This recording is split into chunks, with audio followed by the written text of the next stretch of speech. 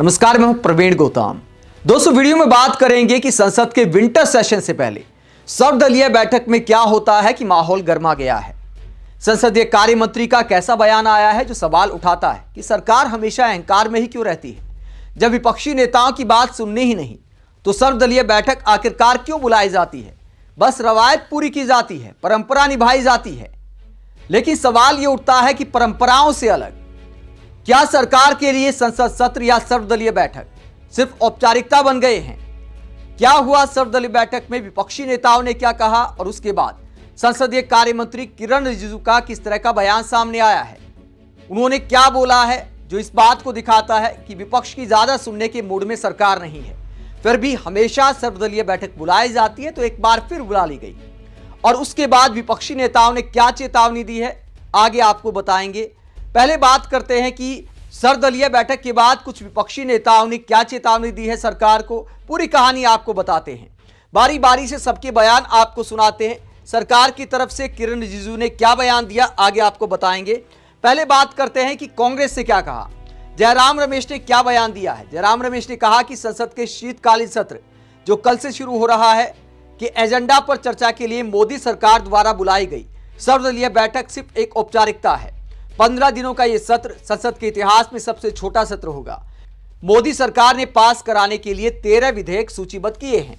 इनमें से एक अध्यादेश को बदलने के लिए है और 2 लोकसभा की समिति से होकर गुजर चुके हैं। यानी कुल 10 विधेयकों की संबंधित स्थायी समिति द्वारा कोई जांच नहीं हुई है। और यह भी संभव है कि छोटे सत्र के आखिरी दिनों में कोई ऐसा बिल अचानक पेश कर दिया जाए जो अभी सूची में शामिल नहीं है। मोदी सरकार ने अपनी मंशा साफ कर दी है। उसने एक महत्वपूर्ण विषय को कम अवधि की चर्चा के लिए सूचीबद्ध किया है, वो भी विपक्ष से बिना किसी तरह की सलाह मशवरा किए। तो जयराम रमेश कहते हैं कुल मिलाकर 10 बिल आने हैं और स्थायी समिति में उसकी कोई ज्यादा जांच भी नहीं हुई। तो स्थायी समिति का मोदी सरकार कितना सम्मान करती है, जयराम रमेश ने ये सवाल उठाए हैं। इसके अलावा कांग्रेस की तरफ से एक और पोस्ट किया गया, उसमें क्या कहा गया। उसमें आरोप लगाया गया कि मोदी सरकार लोकतंत्र और संसदीय परंपरा को खत्म करने पर तुली है। संसद का शीतकालीन सत्र सिर्फ 19 दिन का है जिसमें सिर्फ 15 दिन ही चर्चा की जाएगी। शायद ये सबसे छोटा सत्र होगा, मगर हम चाहते हैं कि सत्र में देश के मुख्य मुद्दों पर चर्चा होनी चाहिए, जैसे राष्ट्रीय सुरक्षा, दिल्ली में हुए धमाकों पर चर्चा हो जो कि देश के गृह मंत्रालय की नाकामियों का सबूत है, लोकतंत्र की सुरक्षा, चुनाव आयोग राजनीतिक पक्षपात कर रहा है, ऐसे में वोटर लिस्ट और इलेक्शन सिक्योरिटी पर भी चर्चा होनी चाहिए, स्वास्थ्य की सुरक्षा, देश के हर कोने में एयर पोल्यूशन बढ़ रहा है जो काफी गंभीर मामला है और हम इस पर भी चर्चा चाहते हैं। तो कांग्रेस पोल्यूशन के मुद्दे पर भी डिबेट चाहती है। राहुल गांधी ने पहले ही साफ कर दिया था जब महिलाओं ने उनके सामने दिल्ली में प्रदूषण का मुद्दा उठाया था और ये मांग की थी कि आने वाले संसद सत्र में इस मुद्दे को जोर शोर से उठाया जाए और राहुल गांधी ने इस बात को लेकर महिलाओं से वादा किया था। I will also request you that in the next couple of days, if we can, introduce some questions and consider asking the MPs to. Let us try and organize a debate on air pollution in Parliament. Would that be? Yes, absolutely, absolutely. आर्थिक सुरक्षा, हम देश के किसानों, श्रमिकों के अधिकारों पर भी चर्चा करना चाहते हैं, जहां किसान फसलों के सही दाम ना मिलने और श्रमिक कारखानों में सुरक्षा न मिलने से परेशान है। प्राकृतिक सुरक्षा, देश में बाढ़, लैंडस्लाइड और हरिकेन जैसी प्राकृतिक आपदाओं पर भी बात हो, क्योंकि इस मामले में सरकार की कोई तैयारी नहीं है। विदेश नीति की सुरक्षा, हम विदेश नीति पर भी चर्चा चाहते हैं क्योंकि हालात ऐसे बन गए हैं जहां मोदी सरकार दूसरे देशों के हिसाब से अपनी नीति बना रही है। मोदी सरकार संसदीय मर्यादा को डिरेल कर रही है और लोकतांत्रिक परंपरा की कब्र खोद रही है। इन मुद्दों पर सभी विपक्षी दल एक साथ हैं। हमारी मांग है कि लोकतंत्र के मंदिर में लोकतांत्रिक परंपरा के साथ देश और जनता के मुद्दों पर चर्चा हो। गौरव गोगोई ने यह बयान दिया है और सर्वदलीय बैठक में अपने तमाम एजेंडे कांग्रेस ने, विपक्षी नेताओं ने सरकार के सामने रखे। लेकिन क्या सरकार सुनने को तैयार है। समाजवादी पार्टी की तरफ से क्या कहा गया। समाजवादी पार्टी ने चेतावनी दी है कि अगर एसआईआर पर बात नहीं हुई तो संसद को चलने नहीं देंगे। राम गोपाल वर्मा ने सर्वदलीय बैठक के बाद क्या कहा। उन्होंने कहा कि समाजवादी पार्टी ने एसआईआर का मुद्दा इसलिए उठाया है क्योंकि बड़े पैमाने पर मैंने अनियमितताएं देखी हैं।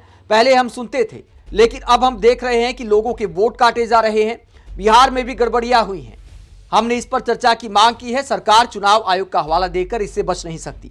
यदि एसआईआर पर चर्चा नहीं हुई तो हम सदन की कार्यवाही को चलने नहीं देंगे। चुनाव आयोग नाम की संस्था सरकार ने ही स्थापित की है। सरकार आयोग से बड़ी है। जब गलत काम हो रहा हो तो चर्चा क्यों नहीं हो सकती? अगर प्रधानमंत्री नरेंद्र मोदी का नाम काट दिया जाए तो क्या चर्चा नहीं होगी? तो राम गोपाल वर्मा सवाल उठाते हैं कि पीएम मोदी का नाम अगर वोटर लिस्ट से गायब हो जाए तो क्या चर्चा नहीं होगी? और जब इतने राज्यों में एक साथ एसआईआर हो रहा है, तमाम शिकायतें सामने आ रही हैं, तो कभी तो विपक्ष के मुद्दों पर भी चर्चा होनी चाहिए, जिन मुद्दों पर विपक्ष चर्चा की मांग करता है। लेकिन बहुत सारे सत्र हो गए जहां पेपर लीक को लेकर डिबेट की मांग करने पर हंगामा हो जाता है, सरकार नहीं सुनती। महंगाई बेरोजगारी को लेकर सरकार नहीं सुनती। अब एसआईआर को लेकर भी हंगामा होने के पूरे आसार हैं, क्योंकि विपक्षी दल कहते हैं कि इस पर चर्चा होनी बनती है। लेकिन सरकार का क्या कहना है? सरकार का कहना है कि देखिए, चुनाव आयोग का अलग काम है, हम चुनाव आयोग के प्रवक्ता नहीं हैं। और इस मामले में संसदीय कार्य मंत्री किरण रिजिजू का बयान अपने आप में पूरी कहानी को बयां करता है। उन्होंने क्या कहा? उन्होंने कहा कि हम विपक्षी पार्टियों की बात सुनेंगे। ये विंटर सेशन है, हम उम्मीद करते हैं कि सब लोग ठंडे दिमाग से काम करेंगे और गर्मा गर्म बहस से बचेंगे।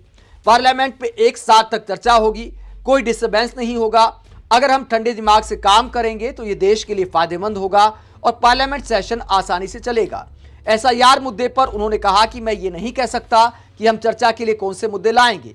इलेक्शन कमीशन अपना काम करता है, मैं इलेक्शन कमीशन का स्पोक्स पर्सन नहीं हूं। यानी साफ कर दिया मंत्री महोदय ने कि हम चुनाव आयोग के प्रवक्ता नहीं है। तो इस मामले में चर्चा होगी या नहीं होगी मैं कह नहीं सकता। यानी विपक्ष की मांग को सरकार एक तरह से दरकिनार करती नजर आ रही है। अपने आप में किरण रिजिजू का बयान काफी कुछ कहानी बयां करता है।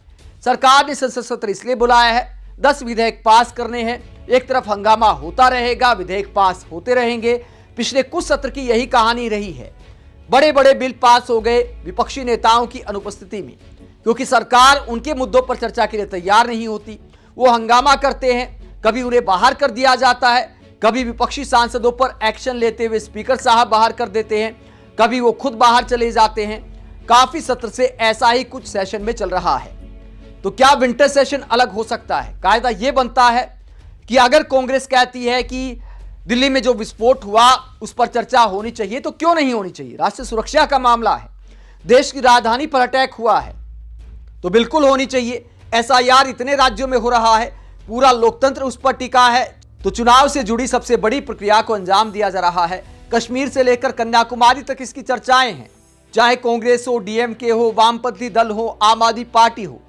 तमाम राजनीतिक दल कहते हैं कि एसआईआर में अनियमितताएं देखने को मिली हैं। तो तमाम राजनीतिक दल कुछ सुझाव देना चाहते, अपनी बात रखना चाहते, तो संसद में डिबेट आखिरकार क्यों नहीं होनी चाहिए? सरकार अपना पक्ष रख सकती है। आप इस पूरे मुद्दे को लेकर क्या सोचते हैं? कमेंट बॉक्स पर अपनी राय जरूर दें, साथ ही चैनल को सब्सक्राइब भी करें। नमस्कार।